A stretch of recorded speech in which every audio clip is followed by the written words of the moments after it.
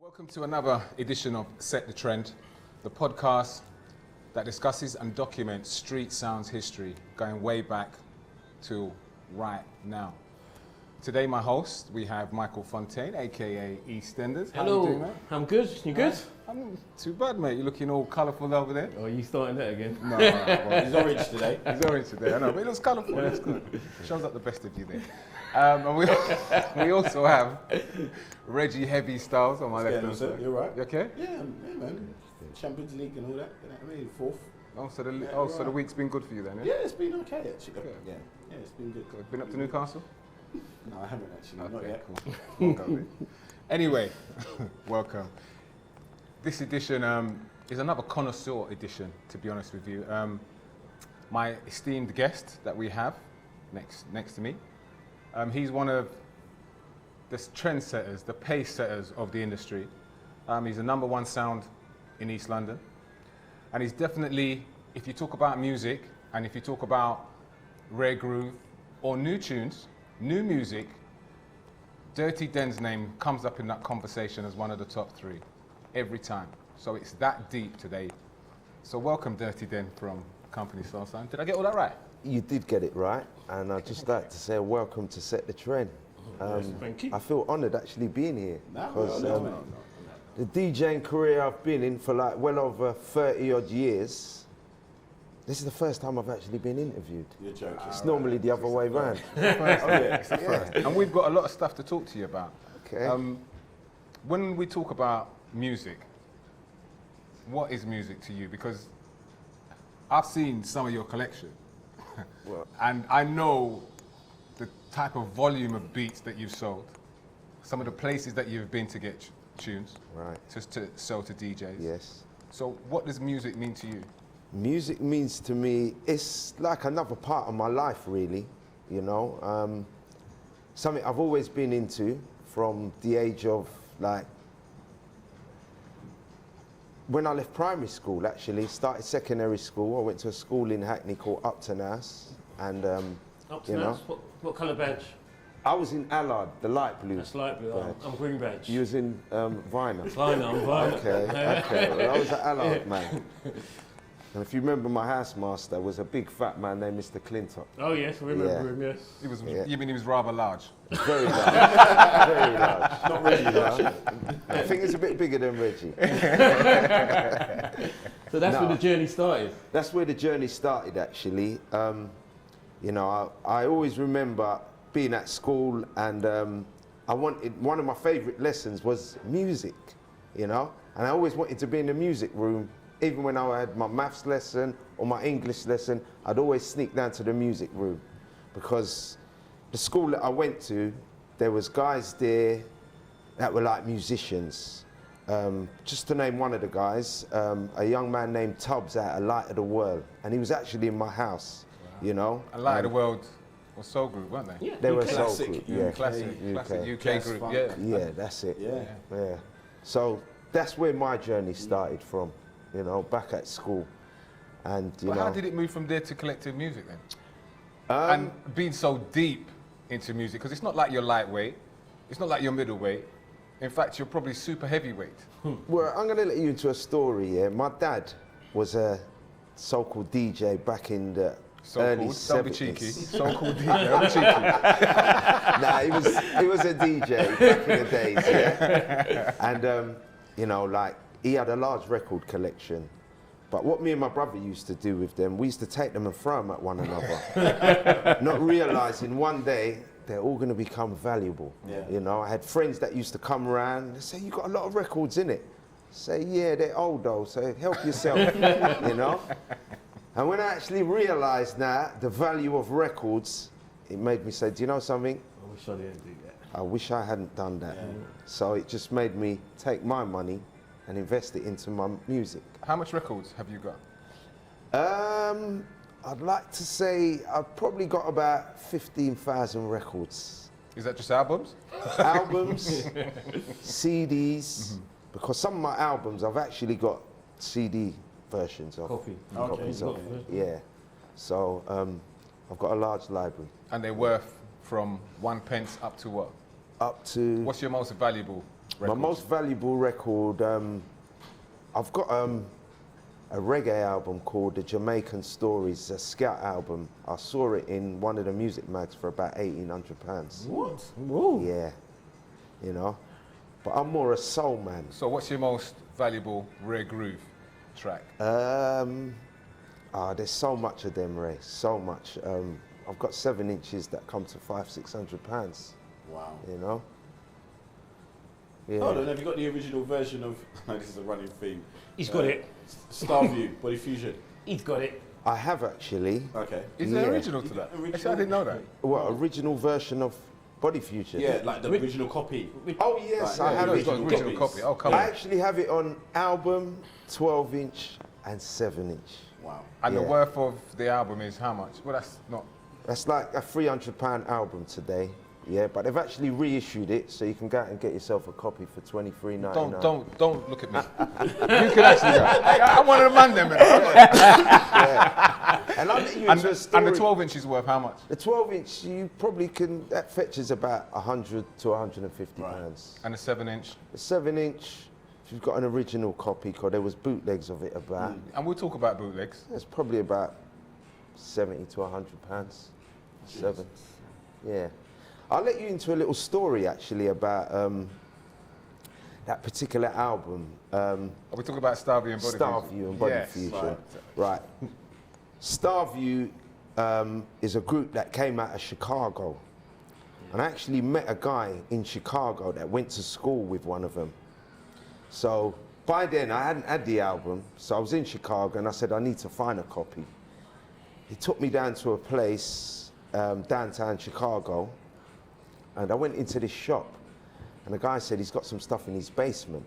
So I went down there, and I found about 10 albums. And we're talking 1980, We're talking about 89. 89. Yeah. So at that time, like, I got to say, Stan was the first man I actually heard play that. Standing T. Just Yeah. good friends, yeah. But one of my good soulful friends, Colin Henry, aka Cool Breeze, he actually had it as well in his collection, but he didn't give it to me to play. Not like Mystery got his from, you know. Pick a pocket or two. You didn't pick a pocket or two. So No friendly thieving around none here. at all. So I was in Chicago and I found 10 copies of it, and I thought, wow. And at the time, we actually had a record shop down in Edgware Road. So I thought, well, that's going on the wall. You and Colin had that. Me and Colin. And that was called? MDS Records. Right. Yeah, it's me, Colin, and Malcolm actually. Malcolm actually now lives out in Florida. Of course, Malcolm. Yes. Yeah. Yeah. Yeah. Yes. Big up Malcolm. I ain't seen him in Right. years, but yeah. And I tell you what, I've got a great picture of me in a hotel room lying down with all these Starview albums on top of me. Yeah? And hopefully one day when I decide to write a book, that might be the picture sleeve of the book. So is that because you knew how much money that you'd be coming back to England to make off of those Most Starview albums? definitely. Ray, yeah? Picked them up for dollars, yeah? And they were like £100, £200 at the time, selling for here in the UK. How many sounds were playing them at that time? Because there was obviously Just Good Friends, There was Just Good Friends, there was Street Life, Victor. there was myself, and Mystery. Yeah. Yeah, but Mystery wasn't. Was Mystery No playing the real one? disrespect for you. It was a kind of shady copy, though, wasn't it? It was, yeah. It was. And we was really against bootlegs back in the days. Remember. But he didn't care, though, did he? Paul was something He else. didn't wasn't care. It was just meant music to him. What you was know? the blues dances like at the time, though? Then. Well, the blues dances back then was like, you know, it was about bringing music to the forefront, yeah? The rare groove movement was about bringing Was music. that East London specifically? It wasn't just East London, Okay. it was London. London, yeah, all over, you know? Yeah, but when you say it wasn't, when you say it was bringing rare groove music, because you know there's this thing going on about new music, Yeah. but rare groove at that time, some of the music was new, even though it was old, right? Yes, but the rare groove movement was like, you know, collectible music that was hard to find, yeah? Now, it's nice when you can go out and play something that you think to yourself, well, I don't think he's got that, you know? And it was something that was obscure.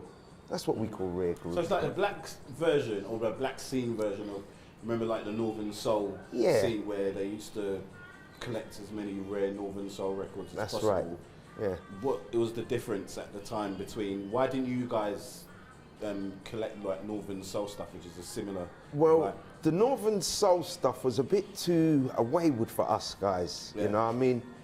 You know, in our scene, it was like about catching that groove, innit? You know? And hence the reason the name Rare Groove. You know? So it's more like Steckers. Yeah, it was more, you see what I found being a DJ in England, you know, catering for our own people, we like that more Chicago sound of soul music, you know, which is, that's where a lot of the Rare Groove came from, your Curtis Mayfields, your Willie Hutch, you know, that was like your Chicago soul. So what is it that so many people find difficult in defining rare groove? You kind of summed it up really nicely there, but out there in the rare groove world, they're a bit confused with the terminology rare groove. So there's no better person to kind of put it straight and say what it is. Okay. What is rare groove? Rare groove is music that's very hard to find, obscure, and a lot of it, what we call rare groove, actually came out on small independent labels, you know, as well as you had some of the major labels, but we were sort of more after the obscure ones on the smaller labels. I see. So to clear up one issue, there was about a few years ago, I can't remember what year it was, a few years ago there was a competition, and one of the rounds was you had to play a rare groove round. You played Misha Paris, Should Have Known Better. And a lot of people were saying, that's not rare groove, that's not rare groove. And I said, well, what's your definition of rare groove? And it's like, it's not Misha Paris, it's not Misha Paris. So explain to them why you played Misha Paris. To me, why I say it was rare groove, because it was something that was no longer available. For one, it was on a small independent label. Small independent label as well. And it had the groove. And it had the groove. So it kind of fits into terminology of rare groove. At the time, to me, it'd fit in at that clash, you know? But to some people, it wasn't rare groove to them because they wanted to hear something a little bit more deeper. Right, okay. I hear that. So, let's just clear it again. Yeah. Is it rare groove or is it not rare groove? It's rare groove. All right, so there you go. You go out and try and find a Misha Paris track now that was made back then. Thank you for clearing that up. So, just to follow on from that. I should have known better. No, but maybe they need to know better. And this is all part of this conversation. Okay. Kisses Don't Lie. Evelyn Champagne King. 1986, 85, 86. 86. When there was a lot of rare groove type of records about that time. Yeah. Rare groove or not rare groove? Rare groove. And the 12-inch? Rare groove. Rare groove, yeah. You see, because this is the thing that we have this conversation, and I've been on some radio stations and we've had this conversation. And we said the two, well, Kisses don't, no, it doesn't sound like rare groove, so it isn't rare groove. Well, it's like a crossover, but we put it in the genre of rare groove. Well, try again, finding one on the 12th. Yeah. See how hard it is to find. I don't think we need to. Like, if he says that's what I'm about to say. It is. Let's not try. Here's what I'm saying. He's the oracle. Cool, he's like. That's he's, right. Okay. We're not even going to question. I put those tracks under the genres of rare groove because you try and go out and find one today. Yeah. You may find the album, Yeah. but you'll have problems finding the 12. And some people don't even realise that Kisses Don't Lie came out on the 12th. That's right. I don't think I did neither. No. Sure. Oh. Because I was buying music. I wasn't as deep into it. I was just starting my education. You was Got any spare just at the copies? surface. I haven't at the moment, no. And you still do record fairs, is that right? I do, yeah. I organise a record fair once every 6 weeks. Is there still a market for it? There certainly is, yeah. Maybe not in our field of DJing, but on the other side, yes. Is that a problem for you? Well, when I put on my fears, I actually look out to see if I see any of the DJs on the circuit. See me once in a while. You can actually count on one hand the amount of the DJs on our circuit that do actually attend. Do you have a problem with that from the point of the art of the business is kind of missing? Because obviously that's how we started, that's how you got into it. You had to buy records, you know what I mean? You had to buy the vinyl. Do you think that now that we've gone to laptops? I think technology's just totally changed things, yeah? I mean, nowadays it would be easy to say that he's a rare groove DJ because you can go and download all those tracks. Back then, yeah, you had to go and search for those records, you know? Yeah, but there's still quite a wide number of rare groove records that aren't available online. There's plenty. There's a lot. Plenty. Because I've tried searching. I mean, I could play your rare groove, you couldn't even Shazam. Yeah, you know, there's so much of it. Does that give you marks as a DJ? Do you think if you're still in the game of buying that music as well? It's an opinion, well, so we're not gonna... Do you know something? To me, that's what made me a DJ, yeah? You know, going out, collecting the music, sourcing it, you know? And I just think all that emphasis in DJ, it's gone out of it. It's just so much easier now for someone to just go to iTunes and download this and, you know, back then, you know, you had to go and get your hands dirty, mate. So do you think that half of, because the older DJs, like you hear a lot of the older DJs, the older heads, they will be, that discussion will come up and that debate. Do you think it's just from the point of view that some of the younger ones maybe need to do a bit more of the dirty work, apprenticeship, than just turning up and thinking, well, you've got a CD full of tracks or you've got a laptop full of tracks, you're a DJ? I think so, yeah. I mean, there's nothing nicer than actually holding onto a piece of vinyl, yeah, and say that you own this as a DJ, yeah? And it may even have a little inner sleeve, you can read up the credits on it, because that's what we used to do. You know, we didn't just buy an album and looked at it and thought, yeah, that sleeve looks nice. We used to read up on the back of it. The producers' names. The producers. And from that, you used to find other albums produced by the same and discover other tracks. Right. But let me argue that point. Yeah. I think only elite music people did that. Well, yes. DJs, a lot of the DJs just bought the record and it sounded good and just played it. So they never ever looked at a lot of the sleeve notes myself. Yeah. That's something that I found very interesting, which was finding out who wrote the record, who produced it, sometimes even the studios, because like when I got the opportunity to then travel to places like America, Philadelphia, and actually seeing the places where these records were made and on the sleeve notes made more of a difference for me, music. Made your journey much more pleasant as well. Yeah, of course, because obviously you're a music person. I mean, maybe that's something that a lot of the new DJs, I don't know if you find, don't do. Well, I don't find... Do any new DJs come to you? We do get them passing through at the record fairs, you know. But, you know, that's how I done my homework. I actually went to the places where some of these records actually came from and, you know, some of the labels no longer existed, you know. Give us some of the places that you've been to there. Well, hence, Father's Children. Hey. Yeah, I've always dreamt of going to Hollywood, and you know, listening to the record, there's a bit in it where it says Hollywood and Vine. Yeah. Now, Hollywood and Vine is a junction along the Hollywood Strip, and we thought we were talking about MC Hollywood from Fifth Avenue. No, we're not. But we have got a dub plate with Father's Children. I think the only one. Okay. Just saying that. So Hollywood and Vine, it's these guys Father's Children walking down Hollywood, and they come to a junction called Vine, and you hear it in the track Hollywood and Vine. So, you know, hence the reason why it's good to travel, isn't it? And that's why you went there to I went there to just catch that vibe, that moment, and see what this thing was actually about, And you've also been to some of the other warehouses across the USA too. Oh yeah, I have. I've been to Targets in New Jersey, and that's like, the place is awesome. Spent days there just digging for records. What is it? What is it? It's like a warehouse, you know, where they distribute to the whole of America. all the little shops in America. Go there. Even shops in the UK and in Europe. You know, when you look at some of your sleeves of your albums, you'd see a Target sign on it. That's where it came from. And, you know, I sourced that just off sitting down in my room, and I picked up one of my albums. I said, where's this place, Targets?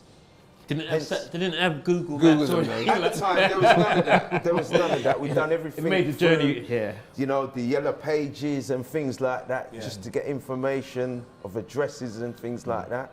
Yeah. And then paid your own plane fare, hotel accommodation.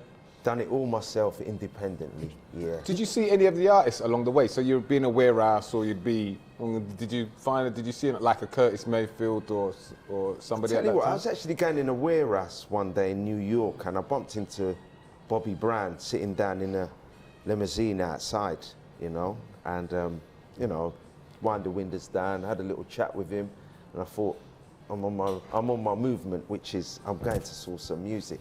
Yeah. You know, I took his autograph and I said, I'll catch you on the other side. Yeah, but I've met a few artists along the way. Who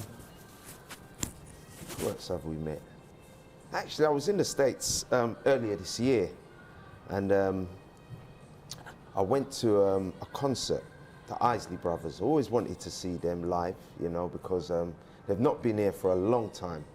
Yeah, hence why I had to go to the States to see them. And the concert had finished, and not like Mr. EastEnders concerts. When you get there, you see the artists.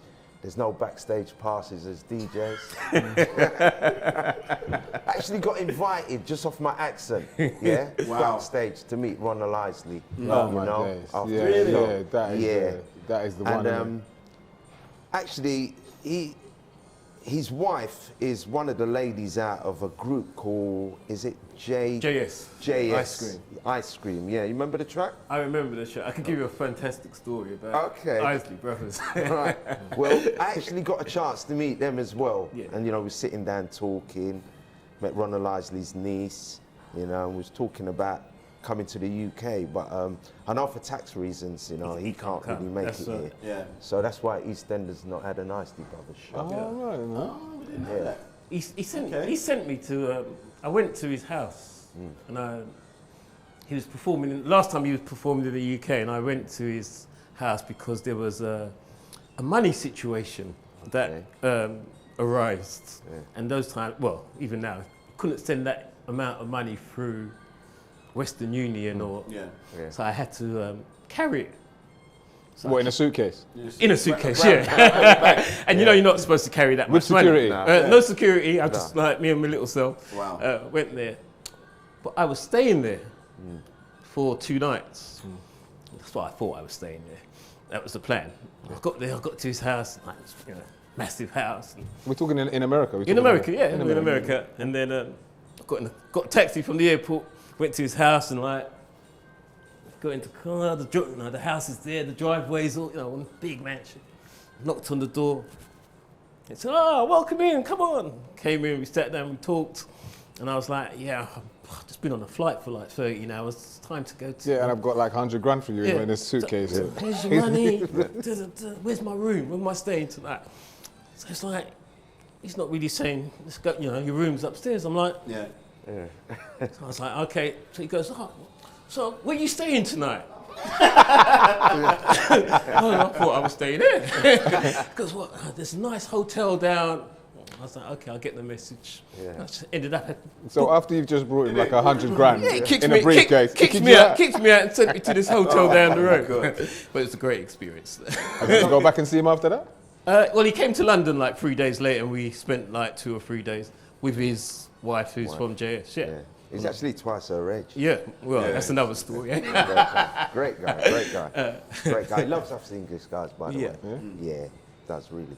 So when being in the blues dancers, who was you playing with as Company Soul Sound? In fact, Company Soul Sound, I remember when I first played with you guys and first saw you guys. I remember Dirty Harry. I remember Husky. That's right. Who else? Husky. There was Roger Moore. Hey, Starboy. We call him Roger No More. He's actually my neighbour, actually. Yeah, we're like we're like brothers, to be totally honest with you, you know. And I'll tell you a little story about Roger, actually. You know, his dad had his stereo in his house. I had my stereo in my house. And we used to play music against one another. And really, that's kind of part and parcel of how we actually got into this sound business, you know. So is that how the name kind of like came about? Company, as in like keeping company, yeah, being with each other? Because we only keep good company. Yeah, that's how it came about, actually. Okay. You know? So when you first started, what was this? Who was you then trying to? Who was there in the scene, or was you doing a party thing, or how does it all come along? I'll tell you how it actually first started. I actually started under my brother's sound, which is a sound called Sabrina.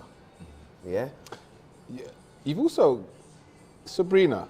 Yeah, so you got some famous peeps out of that. Yeah, and one of them was one of the biggest junglist promoters for the scene. That is right. And his name is King Sting. King Sting. King Sting. Yeah. Otherwise Kenny known King. as Kenny King, Yeah. who owns the Windrush bar now. That's right. And his and yeah. and his jungle promotion name was Telepathy. Telepathy. And Life Utopia. Yes. Yeah, Did you know that? he had Wow. two promotions. That's Yeah. Yeah. And there was somebody else actually famous that came out of Sabrina. He'd done very well, you know, not in the music scene. He's actually one of our top hairdressers up in Knightsbridge, Mr. Errol Douglas. Try and Google him. He's actually does the likes of Beyonce when she's here. You know, to sit down in his chair, it's like £200. That's just to sit down in one of his He's got a nice posh salon. Yeah, he has. Do you get a discount? Yes, I do. Because you still got here like some of the DJs, man. They ain't got none. He's always said to me, when you decide to put a ring on your missus' finger, and you want to get a haircut, I'll do you a deal. Yeah. No, that's Errol Douglas. Yeah. Yeah. There's some famous people that have come out of Sabrina.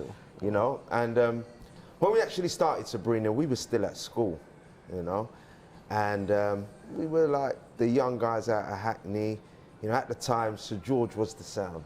Yeah, back in the days. Do you know that sound, Sir George? They always get a mention. Yeah. Everyone that we've interviewed so far, Sir George always comes up. Because actually, Anthony Brightley was a musician, weren't he? He'd come out of Black Slate. So you remember Sticks, man? Yes. Yeah. Those were big tunes back then, and it's tunes like that that actually inspired us to want to be DJs. Because we weren't Sticks, man. Yeah. But, I like that. I think Anthony was actually one of our role models at Hackney, yeah, that actually inspired us, you know, to be DJs. So that was how you started Sabrina? That's how we actually started Sabrina. And I think the first play out we had was a friend of ours at school was having a party and he didn't have a DJ. So we said, oh, we got some music indoors, and went and got our music, went and played at this party. And it all began from there, you know? Wow. So our next event after that was, we thought to ourselves, well, we want to go and play one of the big sounds now, which was Sir George. And they used to have a rave every Saturday night, yeah, which was a house dance at Clapton Pond. And or a blues dance? A blues dance, blues yeah. dance, yeah. And we used to actually go there and, you know, sort of like edge our way in. The next minute, you know, we had a date with them. And we actually went, played with Sir George. When you say edge your way in, you didn't these guys didn't really want to bring you in because he was a bit of a threat, to be totally honest with you. But Anthony gave us the opportunity. He said, all right, come along. And lo and behold, you know, we had that first night with him, and I'm going to be honest with you, we took away some of his crowd. Yeah? You know? So Wow. he provided you with a platform. I mean, that's the... He actually did, yeah. He did provide us with that platform.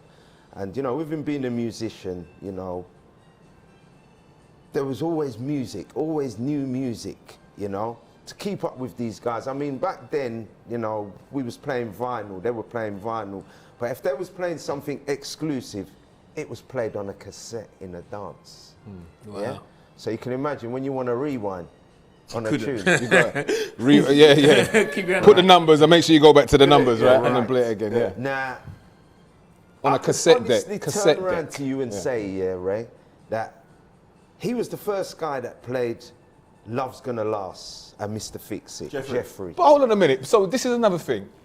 So it wasn't called Rare Groove then, though, was it? It wasn't Rare Groove then. No, it So was what- just, Was it Chicago Soul? yeah, Soul. it was just, yeah, soul music, nice So soul music. Are we getting nearer to knowing the first sound in London that played that music? And I'm not saying, not played it, made it popular. Because I think busting the music first and making something popular is two different things, and we often Yeah. get it misconstrued. Yeah. So that could have been anybody, with the greatest respect to who played it first. Yeah. But actually, who made it popular? Is it because I've heard Norman Jay's name has come into the equation because he well- was keeping blues dances at the time down in West London. Yeah. Yeah. Yep. But I'm not sure who was first. Who was making it popular first? Would it have been? Well, I think the first actual soul blues dance I actually went to was one of Paul Trouble Anderson's. God rest his soul. R.I.P. Paul. Yeah. And you know, he used to play like, he was the first man I actually went to a house dance and heard play soul music from start to finish. Okay. You know, Wow. up in Tottenham. Yeah. And that's where he actually comes from. What kind of music was he playing? Was he playing that He was Chicago playing- style music? No, kind of it thing? was more the boogie stuff Yeah, the and Funk, yeah, yeah. the dance music. But coming back to Hackney now, like with Sir George, as much as there was a lovers rock sound, they always played, you know, the nice soft soul music that, you know, you can dance with a woman to. Yeah, kind of rub thing. up. Yeah, Rub up. Come on, man. Let's not. Yeah. Come on. The blues dances and rubs is. Yeah, come on, man. We grew up on this. That's right. Yeah, for one reason. I mean, going to them dances, we used to have competitions with our mates who can get the most dance. Yeah. It was all about when that soul tune come on, you know what you have to do. Okay. So was it a different girl every week? So, Well, you'd same go around the girl. whole dance. You'd go around the whole dance and see how much dances you can get for the night. so then, the soul music that was being played. Well, soul music what you guys was playing. Yeah, It wasn't Rare Groove at the time. It was soul music. it was just soul music. What was yeah. what was the records? The records were like The Feelings Killing Me, the Jones Girls. You know, as I said to you, the first time I actually heard Love's Gonna Last and Mr. Fix It, I actually heard it on a cassette tape being played in a dance. Wow. You know, And that's by Sir Jeffrey. George. That's Jeffrey, yeah, that's okay. Jeffrey. And you know, those were the sort of music that sort of inspired us guys in terms of, you know, there's definitely more music like this. So But it was actually real. So around that time, your first set of records that you gravitated towards. Your Gene Carnes, your Benny King, your Archie Bell and the Drills, your Jones Girls.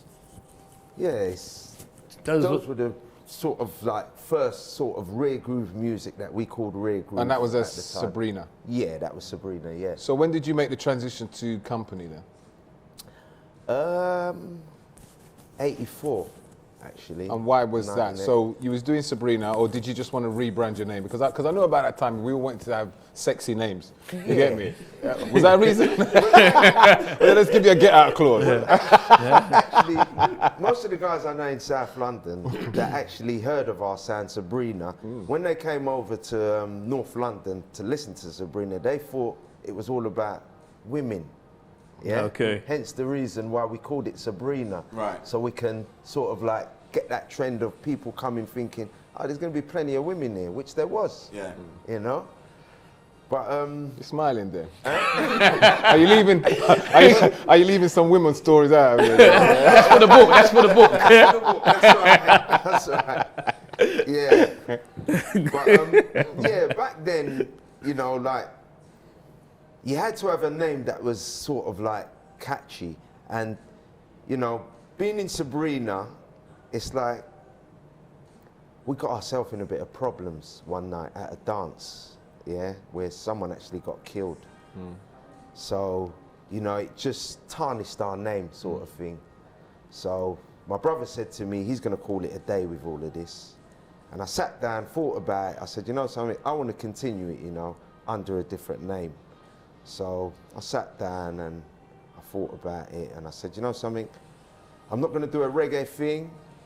I'm going to do a soul thing. Right. Was that because of the love of music that you've heard from Sir George? Sir George. That type of music? Yeah, and your Paul Trouble Anderson, your Norman J, your Trevor Nelson, you know. Did you used to go to a few of those Mad Hatter parties? Actually, I used to play with Trevor, because Trevor used to live on the same road as me, you know. And so this was before, he was Trevor Mad Hatter. Was he Mad Hatter then? it was Trevor Mad Hatters, yeah. Mad Hatter Trevor. Yeah. You like telling any stories about that? Was he a good DJ then? He was very good. He was very good. And, you know, one thing I will always say about Trevor always looked at me as one of those guys that wanted to be like him in terms of music. And we used to go record fairs back then in the early 80s. And that's when all your soulful, your Norman Jales, Giles Peterson, all these big DJs back then, they was all at the record fairs. They all had stalls and had music. And, you know, I thought to myself, one day I need to be like these guys, innit? Hence the reason why I do a record fair still, you know? But, you know, back then, you know, when we was at record fairs looking for music, you know, Trevor would always come up to us, do you know this, do you know that? And, you know, some of the tracks I didn't know, but he actually told me about them, went and had a listen. Some of them I even bought blind when he said, do you know that? I said, no, but I'll buy it. So when Trevor was said, what kind of tunes was it? Was it funk tunes or was it rare groove as we know it? Rare groove. So Trevor was into rare groove? Yeah. Oh, definitely. Trevor was, yeah, definitely. Yeah, definitely. I mean, but wasn't his rare groove more like Donna McGee? Yeah. Tommy Stewart. Tommy Stewart and things like that. But you see, Which is what type of music though? It's boogie. It's boogie. Boogie. Yeah. Boogie. But you see, what you got to understand with this rare groove thing, them albums, they had like a boogie tune on it as well as a slow tune on like it. Michael Henderson and people like that put out. So, you know, Trevor would introduce us to an album and we'd find something else on there that we can work with. Yeah, and that's where, I suppose, the split came. The split came. Yeah. Yeah. So one half went down the Crackers route, and the other half, I take it, you guys... They went down to the blues dance. Yeah. So tell us about Sandra Fever. Sandra Fever. Now that song is a company song, yes? It is, actually, An found anthem. by myself. There's a guy that I used to buy music off back in the days, went by the name of Bill Shannon. And Bill used to, see how we used to buy records back then, there wasn't all this social internet and things like that. So what he used to actually do, he used to make up cassettes and post them to us. And he said, anything you hear off the cassette that you want, let me know. So I've gone through the cassette and I heard this Sandra Fever and I thought, sounds nice. So I said to him, I'll have one of those. And as soon as I got it, I used to play out with Mystery back then at Maxim's. And I In the week? Was that a Wednesday or Thursday? A Wednesday night. Wednesday night. Yeah. I played that it was there. down on Kingsland High Road, Kingsland right? High Road, Stoke Newton, yeah. I played it down there and I don't know, Paul at some stage, I think he used to take it kind of the wrong way, thinking, can't you get me one? I thought you were going to say you nicked it. Don't do my brethren, sir. I wouldn't say he went that far. I actually showed him the record, he took down all the information and he went to see if he could source it and he couldn't find it. And I said to him, it's rare groove, man. That tune is one of our biggest rare groove tune. That I think we've played. I mean, I came up looking for that tune. Yeah. I played it on bootleg first because obviously there was a certain range that your YTS money could go to at that time. And obviously I was into reggae and everything else. So just buying that album for 20 quid or 30 quid or whatever it was at that time. It's actually a 12-inch or 7. It only came on a 12 and a 7. All right, so I've got it on one of them. Yeah. Yeah, so I'm sure. When you got, see, this is where people get. This is a great little conversation that we've just touched on there, because when you talk to people about music and they say, "Oh, that came on an album," and I say, "Hold on a minute, what album have you got?" Yeah. And that makes I'll me have to think, post well, up you my had 12. a bootleg album. I'll have to post that myself. You drew me out on that one. That's how we used to work the thing. He had it on the, what's that? Straight to the back boys neck. Let's move the conversation on. Exactly. Maybe. Questioning my credibility. How dare you guys? I tell you what, with this bootleg thing, yeah, I actually fell out with a few people over it. Okay. And Let's describe a bootleg again, East End. A bootleg is what? A bootleg is a compilation album or EP with five songs on each side taken from original albums. yeah. Stealing. That's what well, right. And more to the point, it was like what the guys was championing. Like guys like Dennis and a few others, they were playing certain records and no one could find them. But there was always this one person, I suppose we can call him a seller. There's always one person that would have it and sell it to a bootlegger for good money. Yeah. And they'd press their own vinyl. And then they'll press like, 1,000 copies. Well, I'll tell you what, East End, I actually fell out with someone over that because we used to have our record shop. What was their name? What was their promotional name? What was their promotional Start the things, man. Start the things. It wasn't daylight. It wasn't daylight, was it? It wasn't daylight. It was daylight. Zigzag. Ozzy. It was all of them. It was all of them. One of the DJs actually used to come in the shop, yeah, and he used to buy all our top albums, and I used to think, He's a collector. I didn't really know that you sort of spend that sort of money when you come out, because I don't know you like that. You understand? Yeah. So I thought, Anyway, after him purchasing these albums from us, I realised 2 weeks later, sales were getting a bit slow in the shop. Hence the reason, looking around now, seeing them tracks that he bought off us was on bootlegs. So it slowed down the sale of us selling our original bits. I must admit though, because I'm a man I've still got those bootlegs. Okay. they're worth some money now. Still got them. Do you want to sell some? For an upcoming new sound, as we was at that time. YTS money. Well, I was at that time because it wasn't Fifth Avenue. I wasn't in Fifth Avenue at that time. So we was doing our own little thing. It helped me because those tunes, when you played them in the parties that we were playing at then, you was then judged up on a different level. So, you were. To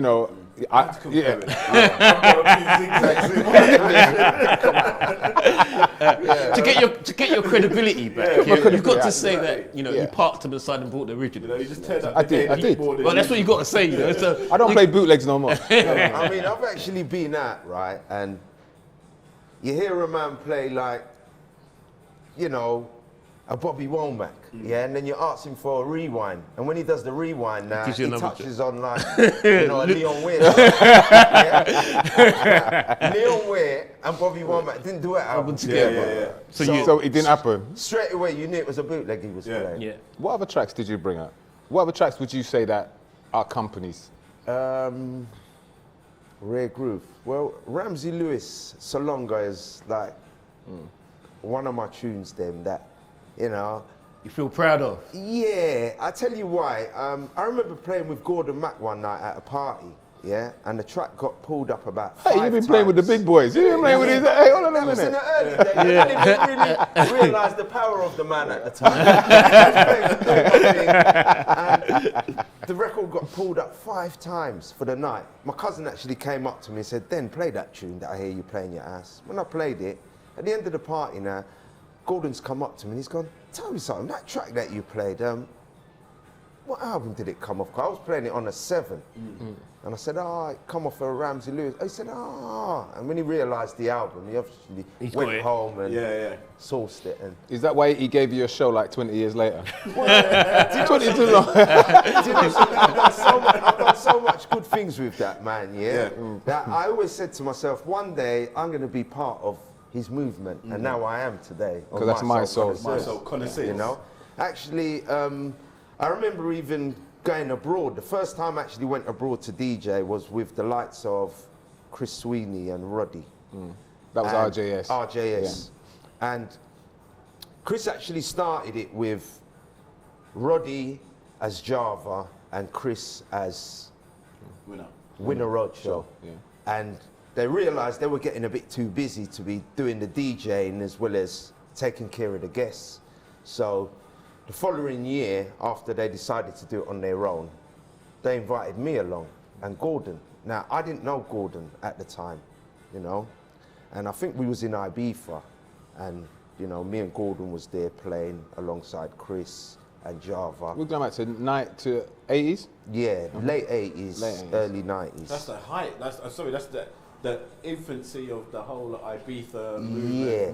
Now, you see, when Kiss started now, and they started to do all that Kiss in Ibiza, that is where Gordon got the idea from. Wow. Yeah?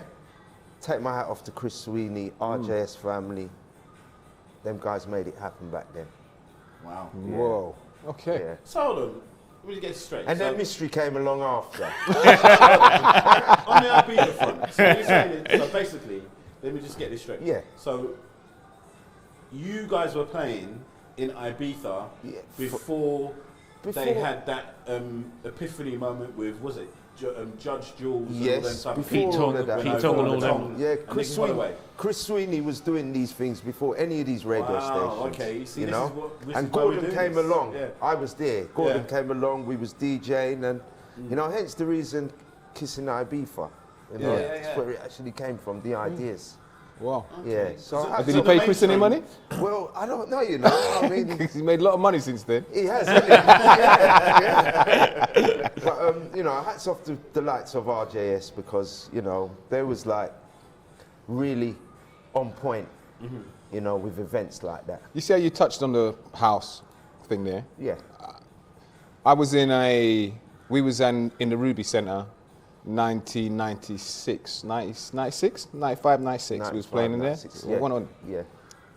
And you was the first DJ I heard play house music in the dances as part of their set. Right. On the street scene. We had played jungle before, but no one had actually gone into the house thing. You know what I'm saying to you? So I would say that I probably was the first one to play jungle and house on our scene because I was moving with those guys, Even your before Groove Riders, your Fabio, you know. When Kenny used to put on Telepathy, he used to use me as the warm-up DJ. Okay. Yeah, Oh, yeah? and To play jungle. to play jungle, and I had no jungle records, but you know, I had my rear groove. But I went out and I invested in a couple of jungle records, and he used to have artists that used to come and perform there, and they used to give away vinyl and that. Hence, helped me building up my collection. And I thought to myself, you know something? I took a couple of years out actually of our scene. I remember when this jungle movement started. Yeah. And I said, you know something? I like this vibe here. You know, going to the warehouses and, you know. I the girl them you did that look. You know what it was, man? It's true now, yeah. It wasn't even that. It was just a wider audience. You know, standing on a platform and you look and you see like 1,000 people. Yeah. Yeah. It was a great feeling. And what you mean was it was mixed. It was you had black, white, That's Chinese. right. Everybody was coming. Everyone to that. was All there. cultures was in there. Yeah, you know. And actually being on there, you know, I even tried to be like an MC on there. Yeah. I got any lyrics. I went on there, tried my little thing, and next minute I know a guy wanted to book me to come up to a rave called Fantasia. I remember Fantasia. Yeah, back up in Castle Donington. Yeah. Up north. Insane. And like when you got there, there's got like fun fair in the 20,000. rave. Yeah, there's like 20,000 people there. Do you remember the lyrics that he booked you off of? I can't even remember. You're not gonna give me a line. You're not gonna give me a line. When they weren't dirty, then it was Slippery D.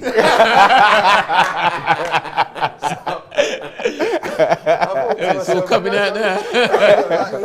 Work on 2 lyrics, and then I went up there and I performed in a tent for about 45 minutes, and this geezer gave me £200. And I said, you know, Good money back then for one of course person. it was. I thought it's better me being on this scene They've than been on the a scene blues I was dance, on. getting 200 quid for everybody. 4 man For 50 45 quid. Yeah, minutes. exactly. You know what I mean? So I thought to myself, you know something?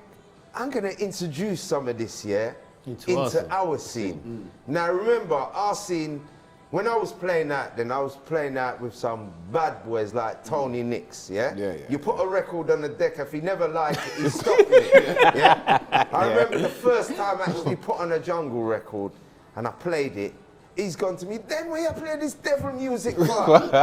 A week later now, right, we're at a rave, played the tune again, he came and he shook my hand. And that's because he went to a jungle rave during the course of that week and realised How big it was. how big that scene was. Yeah. And he took his hat off to me. And Why do you think our scene remains so small? because we're not venturous like that, you know? I mean, there's a lot of waggonness on our scene. You do realise that, don't you? And by waggonness, how would you describe a waggonness? Or Well, how, you know, yeah. You start something and then 2 weeks later or a week later, everybody else is jumping. There's no originality. People don't... You see, the whole idea of being a DJ, right, is being unique, having your own style, doing your own thing. Yeah, and I find on our scene... Too many waggonists. Too You know many what I find waggonists. on that street sound scene over the years is where you had places like the jungle scene, which evolved by bringing in crazy stuff like fun fairs and stilt walkers and dancers. I'm not saying that street sound scene should have done that, but at least I think they should have put more theatre. They should have. Well, it said more, needs to be more adventurous. Yeah. Because we was doing the warehouses anyway, so it wasn't like we weren't doing it. Yeah. I mean, I remember having a rave when I was 49. People thought I was 50 then, but I was 49. And I had it in a place in Romford, and we had about... It's a nice flyer, that was. Do you remember it? We had about 1,500 people there. Yeah. And this place was like a football pitch. Yeah. And I thought to myself, you know something, I want to dress it up and make it look nice and impress some people. So I remember one of my friends, Elaine, Crystal Promotion, hats off to you. She had an event and I saw these girls in there on stilts. And I said to myself, do you know something? It's a nice idea for me to introduce that into our scene. And I brought it there and the lady quoted me, she wanted £400 just to walk around for half an hour. And I said to myself, boy, that's more than I get DJ. But I thought to myself, you know something, I just like the idea anyway, and I'm gonna work something that it pays for itself. Yeah. So, got these girls now, they came to the rave, got on their stilts, and I gave them 2 cups. I said, just walk around. My people will put money in there. And see, at the end of the night, everyone paid for it for me. Paid for itself.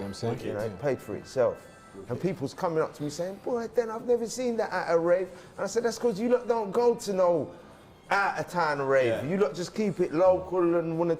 But that's also something to say to all the UK promoters as well. Yeah. Like, step up your game. Well, you know. because especially after all these years. It's a bit flat. And talking about going out, like, you obviously have worked in the industry from the other side as well, right? I have, you know. Street teamer. Tell us about that. Well, I've always wanted to know how music sells, and I thought to myself, like, you know, when you look at the chart week in, week out, because back then, when we used to get music mailed to us, like from yourself, Semtex, you know, all the street teams. BMG Martin. BMG Martin, all the major labels, we used to get stuff. I always wanted to know, we used to always have to compile charts. You know, it wasn't about getting that free record mirror chart. You have to do some work They back, wanted a reaction sheet back, and you had to compile a chart.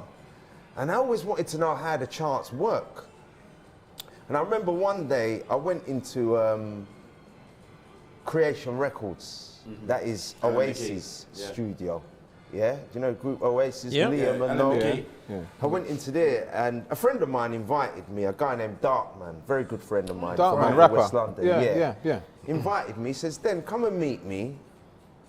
So I went and met him at Primrose Hill, and lo and behold, when I got there, I realised something's a bit fishy around here. Looked around and realised now Oasis had their studio there.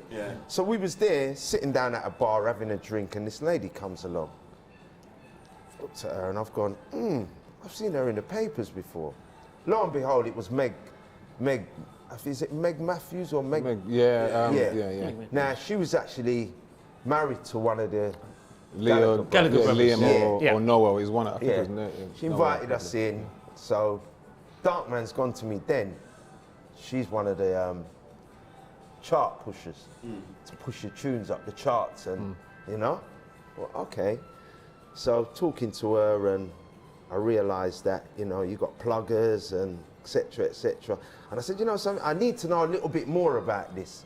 So I went to one of these, I got a job actually at a marketing company, like that promote records, you know.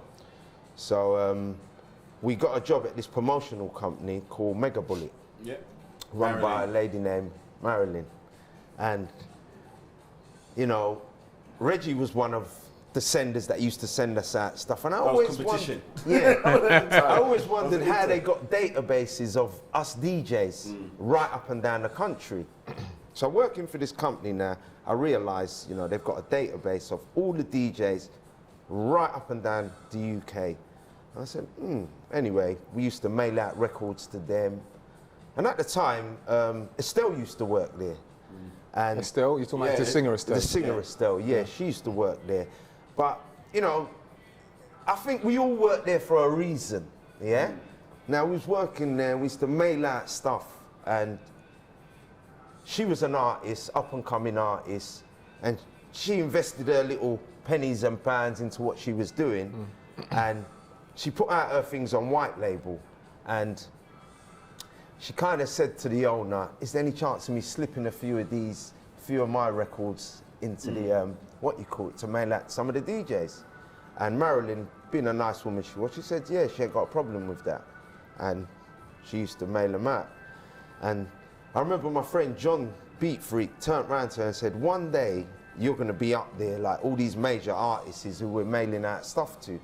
And lo and behold, she did? She Massive. did. She's got her own label in America. That's right. Now. Yeah. And yeah, she's doing pretty well. She's doing well. Just before we come to the end, there's two questions that we really want to ask you. Yeah. And it looks like it's going to be... What, is it over already? I'm sorry. There's always a part two because we've got so much to talk about that we haven't got through. Yeah. But two questions. Your most iconic warehouse blues moment? My most iconic, it wasn't even a warehouse, yeah? It was on the top of a cinema in Paris, yeah? We played at a fashion show right opposite Stade de France. And, you know, there was footballers there, you know, and I realised going to Paris to DJ, they've got the same sort of setup like what we got here, yeah? Your reggae and your soul combined. Yeah. And, you know, me and John went and, you know, we're on a platform up there, you know, gauging the crowd. And that's the first time I've actually been out to DJ, and actually before you actually put a record on the deck, you've got to shake the mayor's hand, you know? Oh, wow. And introduce yourself kind of thing. And then went up on the stage and we done our little thing. Now, going there, because we were the only DJs that was from the UK there, you know, all the DJs then wanted to get on before us. So we thought, that's cool. We'll take time and just chill. When we're ready, they call us, we'll go up and do our thing. And, you know, we went up, and I think the first record we played was Lady Marmalade. Lady Marmalade. That's it. Tore the place down. Tore the place It's down. French, innit? You're in France, mate. That's right. Yeah.